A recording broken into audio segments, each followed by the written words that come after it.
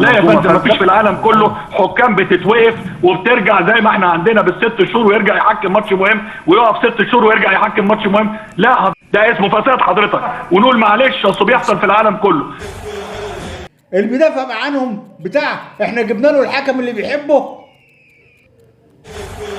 يعني حضرتك متوتر او مشدود شويه، ولكن حته منظومه فاسده دي منظومه التحكيم مش فاسده، دي فضيحه. ده انا اقصد انها فعلا منظومه فاسده. انت بتخاطب ناس طراطير، انت بتخاطب ناس ضميرها ميت، انت بتخاطب ناس بتطلع في الروح وما بتتوبش.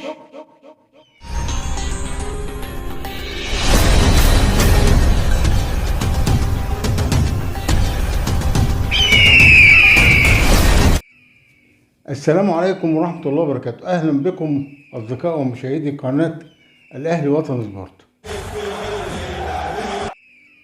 النهاردة احنا معانا فيديو للدكتور وليد دعبس. احنا النهاردة نلاقي في كل مهنة أو كل وظيفة أو كل بوزيشن واحد بينفجر يقول الحق. أنا النهاردة الدكتور وليد دعبس أنا بوصله رسالة بقول is not enough and keep going to complete continue to complete. انت بتخاطب ناس طراطير، انت بتخاطب ناس ضميرها ميت، انت بتخاطب ناس بتطلع في الروح وما بتتوبش. انت بتخاطب مين؟ انت بتخاطب مين؟ واللي بيدافع عنهم مين؟ اللي بيدافع عنهم بتاع احنا جبنا له الحكم اللي بيحبه. يعني افسد واحد بوظ مباريات. لا، هو اللي بيدافع عن الفساد وبيقول لك لجنه الحكام ما فيهاش فساد. طب يا جماعه انا عشان ما احرقش الدنيا، انا الفيديو ده ما فيهوش اي تعليق اكتر من كده. يا ريت حضرتك اتفرجوا عليه واسمعوا الدكتور وليد دعبس قال ايه بالظبط، و رئيس لجنه الحكام السابق وبتاع احنا جبنا له الحكم اللي بيحبه هو اللي بيدافع. نتفرج على الاخر وارجعوا لي. لا تنسوا الاعجاب بالفيديو والاشتراك في القناة تشجيعا لنا لنستمر بنشر المزيد إن شاء الله. معالي الدكتور وليد دعبس رئيس مجلس إدارة مجموعة مودرن سبورت والأمور على المحك بفعل فاعل. دكتور وليد دعبس السلام عليكم. وعليكم السلام استاذ عبد الله. لما يكون الموضوع واصل الى هذا الفساد ما ينفعش، ده فساد تحكيمي. تجيب حكم موقوف كل شويه، حكم موقوف ب5 6 اشهر. الله، طب وبعدين ايه الحل بتاع القصه دي؟ الغربله. الغربله ان انا اجيب كل الناس دي اغربلها، اخد 10 15 هم دول اللي يحكموا. واعتقدش ان في نادي لا في الدوري العام الممتاز ولا في الدوري المحترفين مش هيوافق على اللي حضرتك بتقول عليه. بالعكس احنا بنقاسي، ده حاجه مأساة عالميه.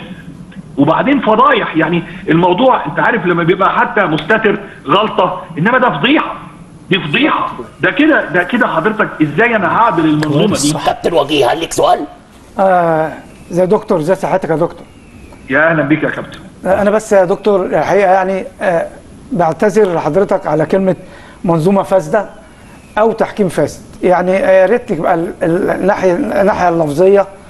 طبعا يعني حضرتك متوتر او مشدود شويه، ولكن حته منظومه فاسده دي منظومه التحكيم مش فاسده. عندنا بعض الاخطاء التحكيميه موجوده في كل دوريات العالم. يمكن الحالات التحكيميه اللي هنشوفها انا متفق معاك ان الحاله اللعيب طلع وبركبته في دماغ اللاعب بتاع السكه حديد، دي كانت ممكن تستوجب طرد 100% مش انذار. بتفق معاك فيها، ولكن لما نيجي نتطرق الحالات التحكيميه هنتكلم فيها بشكل دقيق.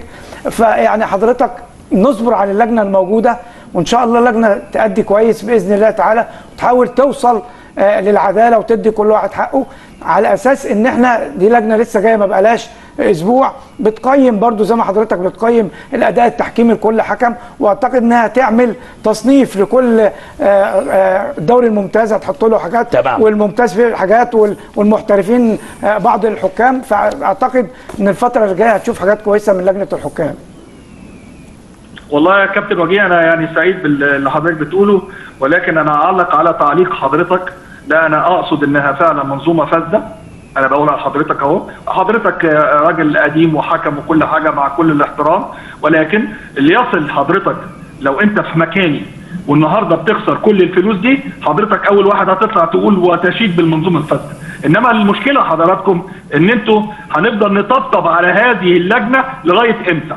حضراتكم من اللجنه او من اهل اللجنه ده على عيني وعلى راسي، احنا ما بنعيبش في اشخاص، احنا بنعيب في المنظومه اللي محتاجه حضرتك. مش كل ماتش هنطلع نطبطب عليها ونقول معلش اصل بيحصل في العالم كله، معلش اصل بيحصل في العالم. لا يا فندم، مفيش في العالم كله حكام بتتوقف وبترجع زي ما احنا عندنا بالست شهور ويرجع يحكم ماتش مهم، ويقف 6 شهور ويرجع يحكم ماتش مهم. لا حضرتك مفيش الكلام ده، في تقييم للحكام، والحكام اللي حضرتك بالاستهتار والحاله السيئه دي بيتوقفوا خالص وما بيلعبوش. صح. مع كل احترامي لحضرتك. صح. انما حضرتك نظام الطبطبه ومكسب الناس على بعض، وان احنا نقلب الدنيا على بعضها مجرد نقول عشان نقول كلمه اصل لا والله الفساد مش الفساد. لا الفساد مش فلوس بس يا كابتن وجيه، الفساد في انك انت حضرتك تبقى جاهل بالقوانين، دي ناس جاهله بالقوانين. الفساد انك تضيع مجهود ناس.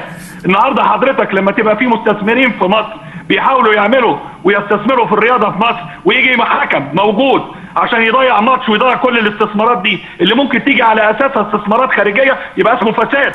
ده اسمه فساد حضرتك.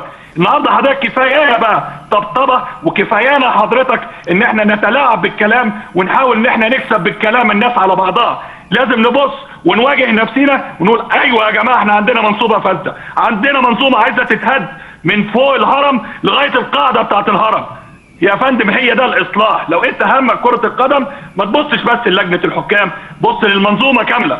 هي ده اللي انا بطلبه من حضراتكم. عبد الناصر طبعا يعني فساد، يعني ناس مرتشيه. لا لا لا لا لا لا الراجل لحظه بس يا كابتن وجيه، بس عشان ما نحرفش الكلام. الدكتور وليد قال الكلمه لا تمس افراد، وانما بيتكلم عن منظومه التحكيم. منظومه. طب ما المنظومه دي كل افراد التحكيم والحكام منظومه فاسده. لا لا، طب انت ايه رايك في الاقتراح؟ احنا نتكلم فيها كابتن زي الدوري الانجليزي بياخدوا 22 حكم بيحكموا المستوى الاعلى، وبعدين عندهم حوالي 10 مستويات، ولكن ال 22 اللي فوق هم اللي بيلعبوا المستوى الاعلى. افضل 22 حكم في انجلترا هم اللي بيلعبوا ماتشات الدوري الممتاز فقط. بس انا بتكلم على الاسلوب. كابتن وجيه الدكتور وليد وضح، وانا هنا دوري كمذيع لا اسمح باهانه اشخاص، لكن الراجل قال لك لا امس اشخاص. هو المنظومه يا استاذ عبد الناصر النهارده لاعب لما يتكسر الترقوه كسر مضاعف، مش يبقى ده في جهل بالقوانين ولا واقع؟ يا استاذ عبد الناصر ما قلناش حاجه، بتكلم على كلمه فساد. كابتن فساد منظومه. انا يعني هو انت يا كابتن ليه مصمم انك يعني قدامك اتفضل الحالات وريني ده جهل بالقانون ولا لا؟ حضرتك اتفضل ادها وقربها لي زوم لو سمحت، وقول لي رايك ايه. 4 اشهر ونص كسر مضاعف في الترقوه. طرد، الركبه طالعه في الراس هكذا يقصد حاله طرد. حاله طرد. الجهل باللوائح فساد. الاصلاح للكوره يا كابتن وجيه فعلا ما يحتاجش طبطبه والله بجد. ايوه ما حدش بيطبطب، انا بتكلم على بس رايك في اتفضل يا كابتن اتفضل. انا قلت حاله طرد مش انذار. ركبه اللاعب في دماغ اللاعب اهو، الركبه طالعه في دماغ ده جرجس مجدي لاعب سكه حديد مودرن يا جماعه اهو. هاتوا لنا كمان هو كسر مضاعف في الترقوه، راح المستشفى مباشره وسيخضع لعمليه جراحيه. الحكم ادى انذار. لا تنسوا الاعجاب بالفيديو والاشتراك في القناه تشجيعا لنا لنستمر بنشر المزيد ان شاء الله. اشكركم لطيب صحبتكم والحسن استماعكم ومشاهدة الفيديو، وفضلا وليس امرا اذا كنت نسي او نسيت تشترك بالقناة وتفعل زر الجرس، ومن فضلك لايك بسيط بس للفيديو عشان يوصل لكل المشتركين معانا، وشكرا. السلام عليكم ورحمة الله وبركاته.